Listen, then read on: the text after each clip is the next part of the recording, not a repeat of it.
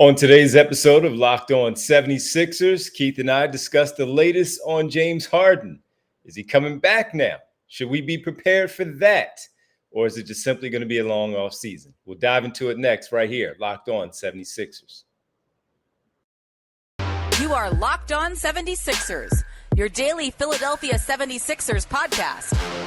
Part of the Locked On Podcast Network, your team every day.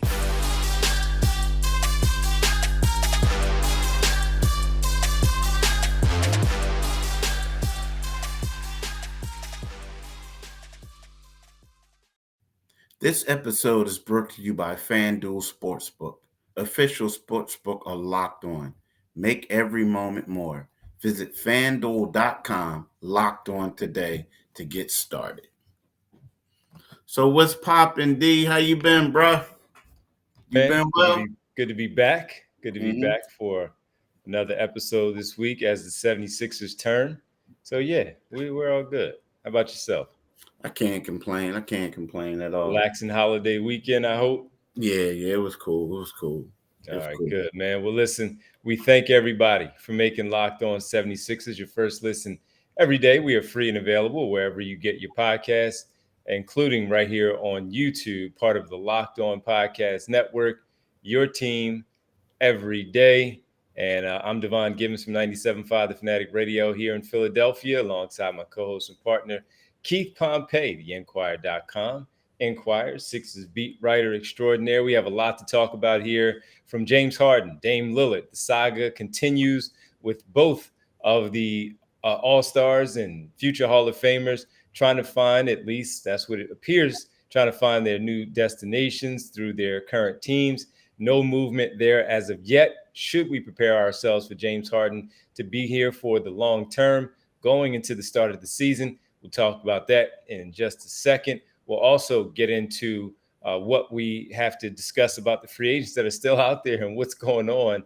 Should the Sixers be involved in any of those? How did they miss on some of these lower cost free agents that have some pretty good names, some decent resumes in the NBA? We'll talk about those individuals in just a little bit. But Keith, let's start it off, man, because here we are on July 5th. Things got started on June 30th. And the only movement that we've seen from the 76ers are 3 of their unrestricted players leaving the city, leaving the team. Their restricted free agent still unsigned. And the big talk, of course, has been James Harden. And that goes into the Damian Lillard piece, and we'll get into him in a little bit. But James Harden, Keith, while we have said, and I know you have said it, you joined me on the radio show on Monday, and we talked about this. This may take a little bit of time, but it also just, most Sixer fans want this to move at a much quicker pace to have an understanding of where their team will be in the coming months. And I understand that, and but I also think that this right here is a extremely important deal or move that Daryl Morey has to make. And the thing is, when we look at it right now, so the 76ers currently have 10 guys under contract. Well, they'll have 10 guys under contract come tomorrow, or whenever Patrick Beverley, he can sign this contract as early as tomorrow. So that's 10. So then you look at it and you say, what's that guy, Philip Petrusev? Petrusev. Now, he is likely to make it. So right then and there, that's 11. And then you look at it, you assume that there's a good chance that Paul Reed will come back. So that's 12. So right then and there, you only got 3 more spots that you can take up. So I think that right now it's one of those things, before the 76ers make a move, they want to figure out what's going to happen with James Harden.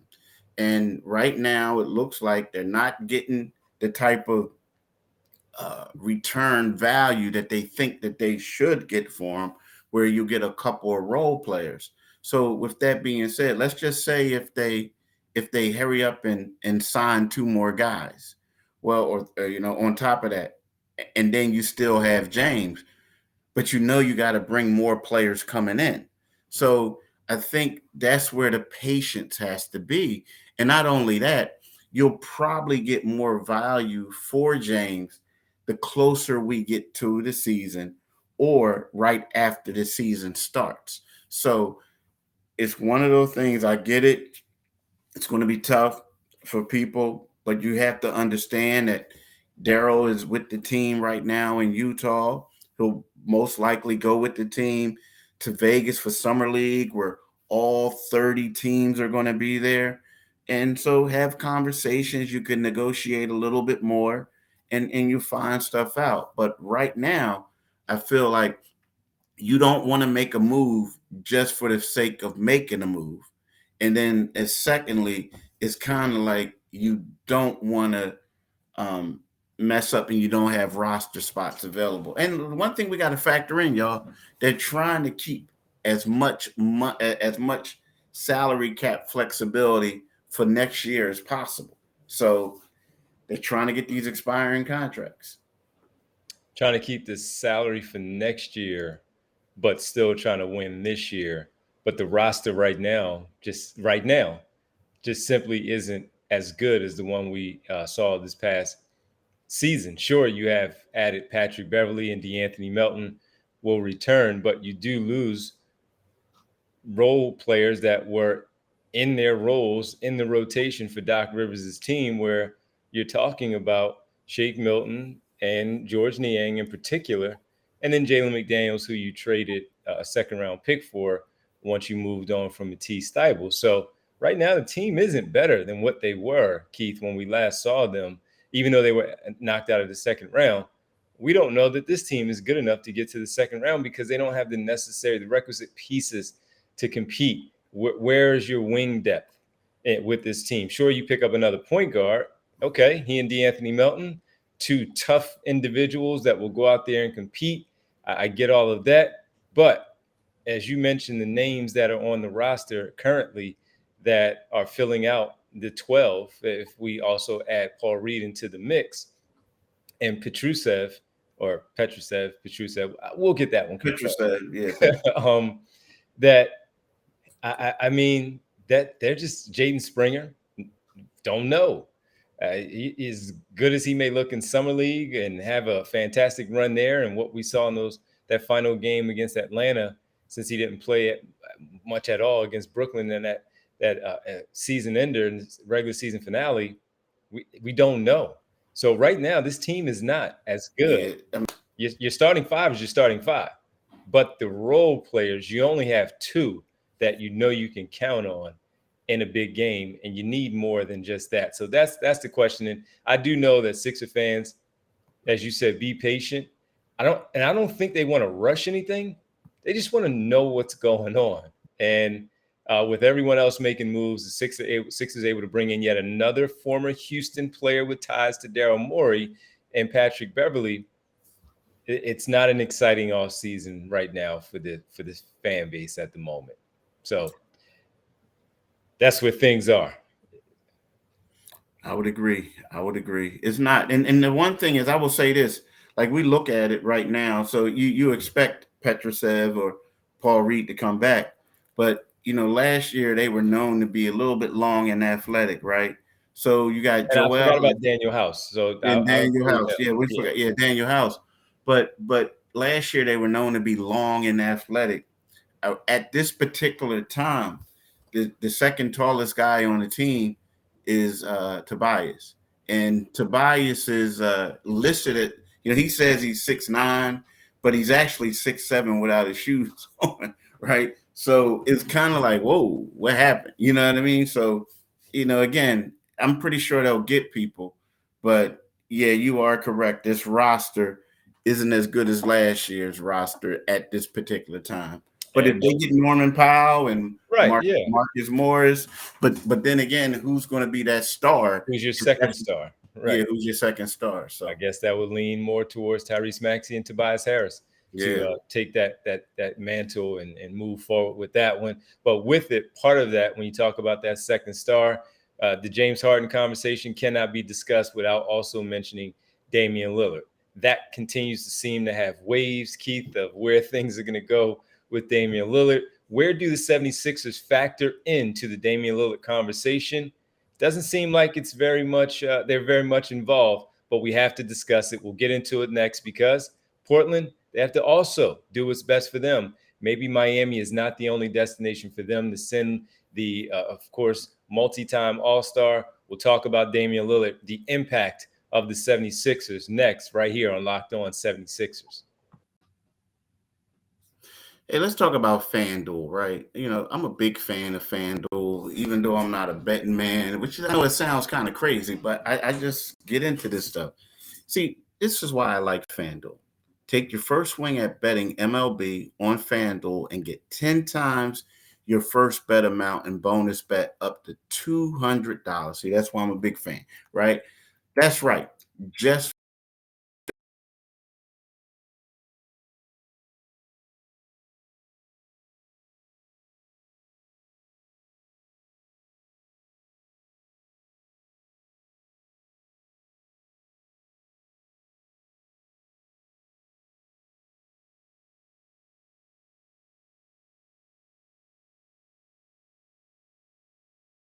on MLB than FanDuel, America's #1 sportsbook.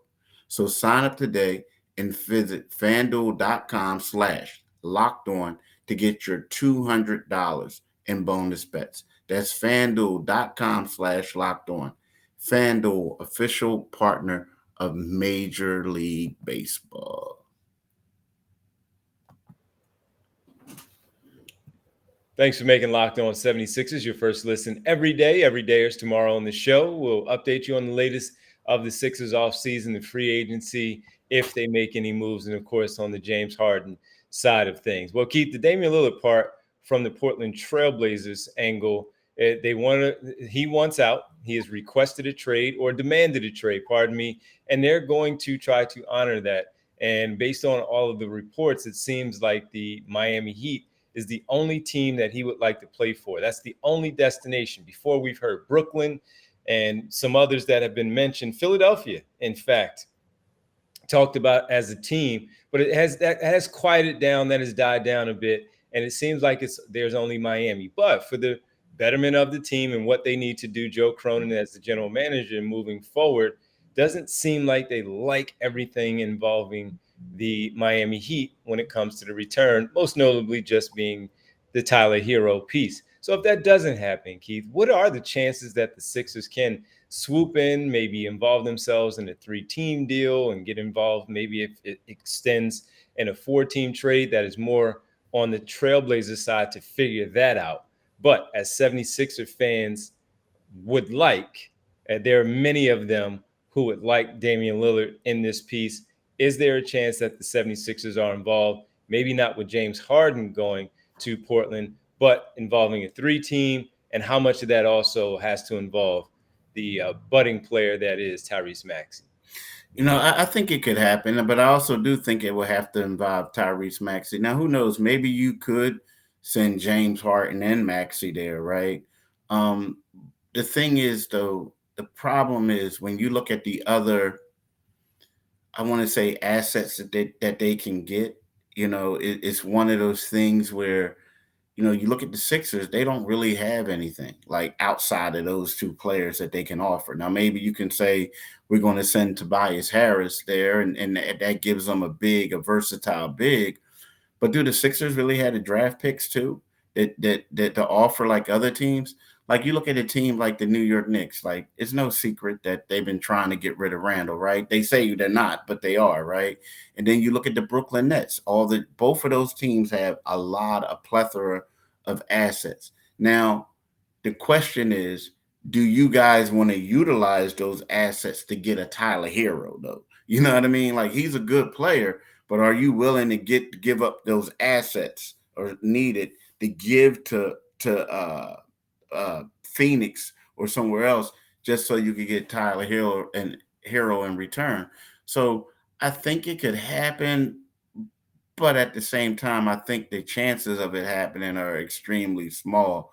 You know what I mean? Because of that. And let's face it, Dame ain't coming here, people. So I don't see that happening at all. But in regards to getting involved, because you look at James, they looking at it like you would have to give up some draft picks, and you would also have to give up Maxey. But then you ask yourself, where's Maxey going to fit in? They already have Jonathan Simons. They already have Scoot Henderson, right? They have a couple other guards that they like. So while Maxey is good, he's just, so to speak, added to a, a group, a core group of good young guards. So I think it could happen, but I don't think there's a good chance that it could happen, if it makes sense. And with it's basically because of the fact that they don't have the necessary assets to move, no draft picks, and that's really it. Yeah. They could get into the game, but right now it just doesn't appear that they will be able to close things out because they don't have enough, especially if they want to keep Tyrese Maxey. Keith, the other part that I wanted to ask you involving that with the Tyrese Maxey piece is all of these other players that have extended their deals in the same class as Tyrese Maxey, from Anthony Edwards, LaMelo Ball, Desmond Bane, Tyrese Halliburton. Tyrese Maxey is a top 5 player in that class, as we've seen their careers play out through the first 3 years in the association. He is not getting his. Could you explain why he may not be? Is it because of the flexibility of what they could do next off season instead of tying themselves to that? Or, as we just talked about the Damian Lillard part, because of the fact that he might be included in a trade and no team would take him if, or you couldn't trade him once he signs that extension? Yeah, I mean, the thing is, it could be a little bit of both, right? Mm-hmm. I mean, Maxey is like, here's the thing. If you get the right person, the Sixers want to they want to keep cap flexibility for next summer so they can give out 2 extra max contracts, right? That's what they want to do. But you have to believe that, this is just common sense. If and I keep saying this, if Devin Booker says to Daryl Morey or someone, hey, or Josh Harris, man, I'm dying to play for the Sixers. Well, I'm sorry, Tyrese Maxey is going. And you're going to take Devin Booker's contract down the road, right? Because right then and there, you didn't have to wait a year to get that guy. You got him. But right now, what happens is what the Sixers are trying to do is, you look at it, and Tobias Harris has a $39.2 million expiring contract. James Harden has $35.6 million expiring contract. Now, what's going to happen is the cap is going to go up next year. And basically what you're essentially doing is when they come off the books, you're essentially shedding $74.8 million in salary. And what the Sixers hope by doing that is by not giving Maxey an extension right now, they'll be able, because they'll have his bird rights, they'll be able to go after a guy and give him a max salary, right? Go after a A-list player, give that person a max salary. And since you have Maxey's bird rights, you can go ahead and give him whatever you want, like in regards up to the max, right? Yeah. So that's what they're doing now. If you gave Maxey money now, and let's just say if he gets 35 million, or I'm just throwing a number out there, y'all. Sure. I'm just throwing it out. If he gets that, then you can't give the other guy. I mean, you can only give him what you have left available in the cap space. That's it. That's all you can give him. So you might lose him to another team because the other team has more money. So from that standpoint, it makes a lot of sense because, right now Maxey is making 4.3, million in the final year of his rookie deal. But I do expect him, if he stays here, to get an extremely lucrative contract after they give somebody else a max deal. Yeah, he'll get his, and it's no doubt in my mind that he'll come back out and perform at the level again, 20-plus point game scorer, and all. You just hope that for the Sixers' sake, that all the movement that they're doing or lack thereof, as we wait out this James Harden side of things, that this team is still in the conversation as a contender in the Eastern Conference, because their names have just basically dropped off. We're in day 6 of free agency, and only one addition to this basketball team. Sometimes no movement is best. In this case, You lost multiple players that have been a part of your team, and you need to do something, and they're waiting this one out. When we come back, we have to talk about just that. If James Harden is going to stick around, they're going to have to figure that part out at some point. They have to continue again to build out the roster. Who's left on the free agent market? Who's worth it? Are there any players that we see, Keith, that could contribute to this team next season? We'll tap into that next right here. Last segment, Locked On 76ers.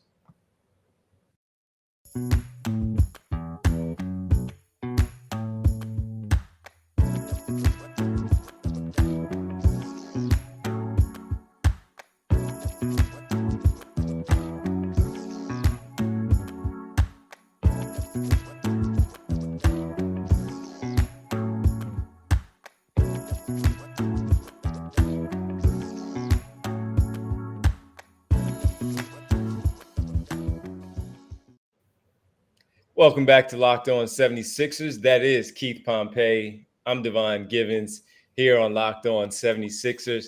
And Keith, not many names left on the unrestricted or even the restricted free agent market. We talked about the Sixers' own Paul Reed. Malik Beasley was a name that I was talking about on Monday during the radio show. And as soon as I get done the show, about 45 minutes later, Keith, he signs for less than $3 million on a one-year deal to go to the Milwaukee Bucks. Of course, the rich get richer.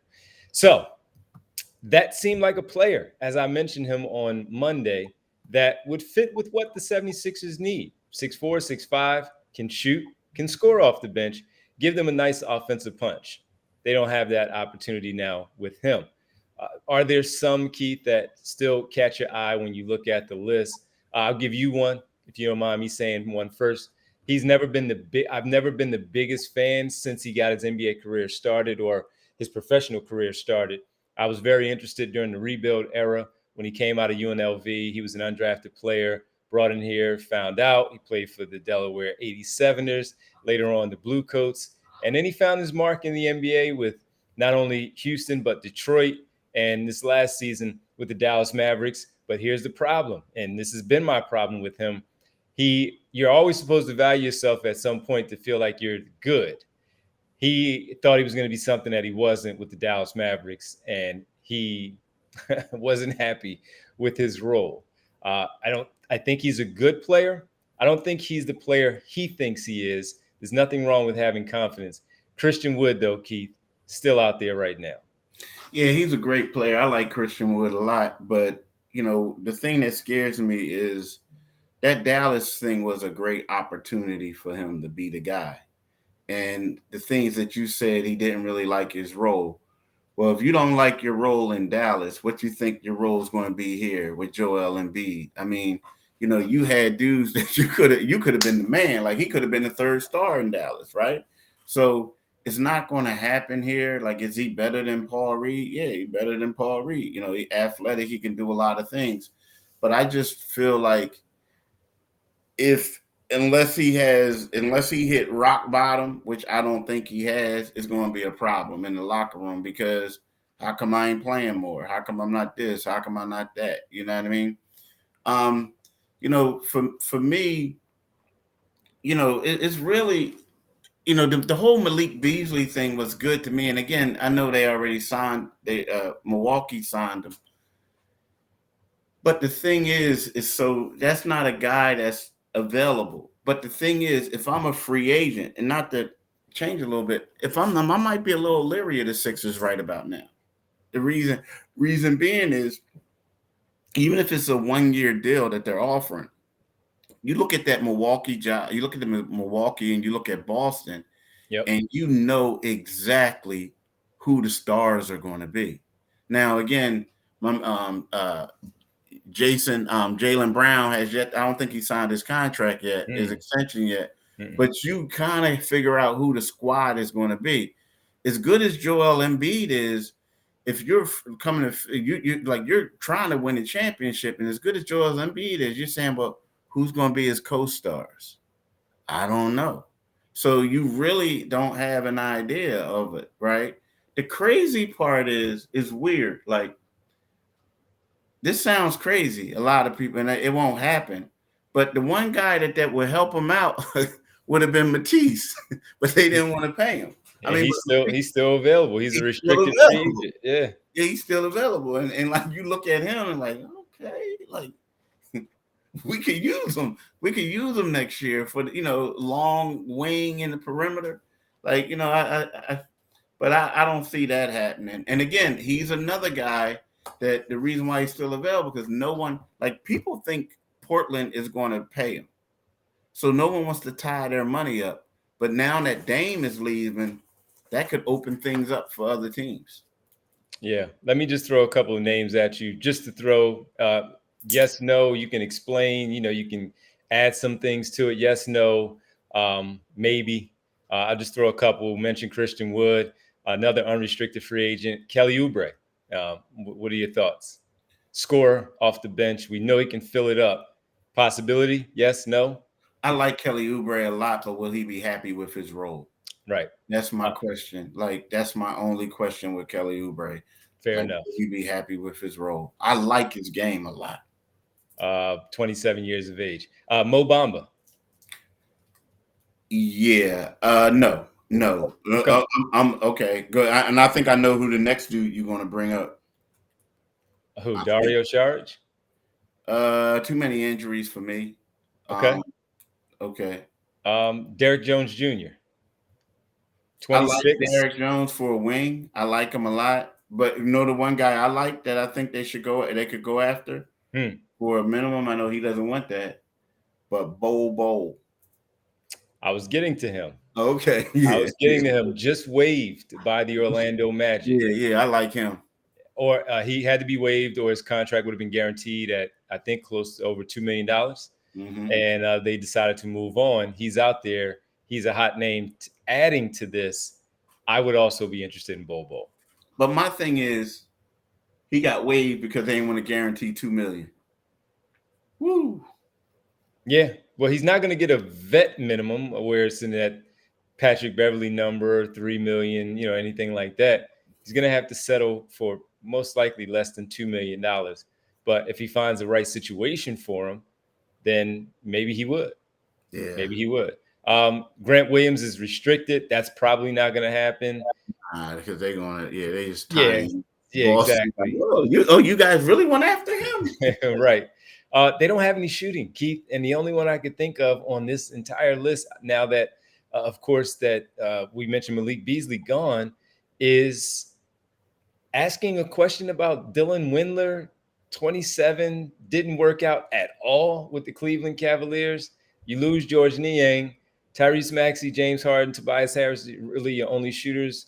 And you add DeAnthony Melton to that a little bit. But we also saw him in a big spot where he missed 3 big threes and shot 2 arrow balls in the game 6, trying to extend the lead.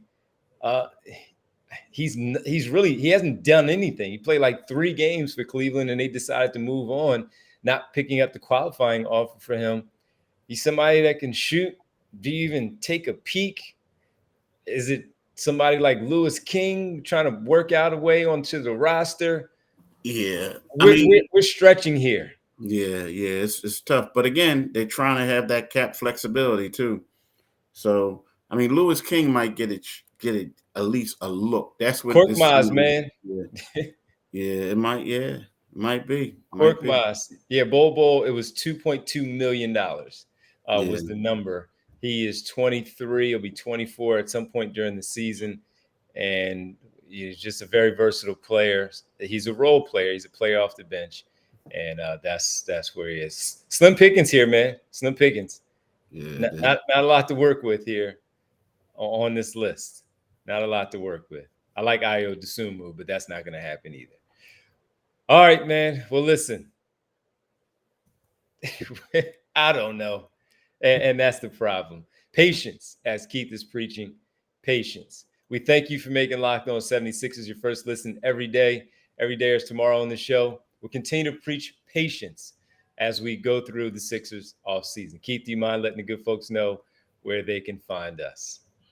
You can find us wherever you get this podcast at. It's free and available. You can also go to our YouTube channel And once you get to the YouTube channel, click on the Liberty Bell and you will become a new subscriber and you get notifications when we have new podcasts. Make sure you listen to my man D today from 6 to 10 p.m. on the Divine Giving Show on 97.5 FM. You can also follow him on Twitter at DivineG975. You can follow me on Twitter at Pompey on Sixers, and you can read the Sixers coverage in the Philadelphia Inquirer, inquirer.com. All right, man. Appreciate it. Always a good one. And we'll catch up tomorrow. Thanks. Peace, bro. Peace.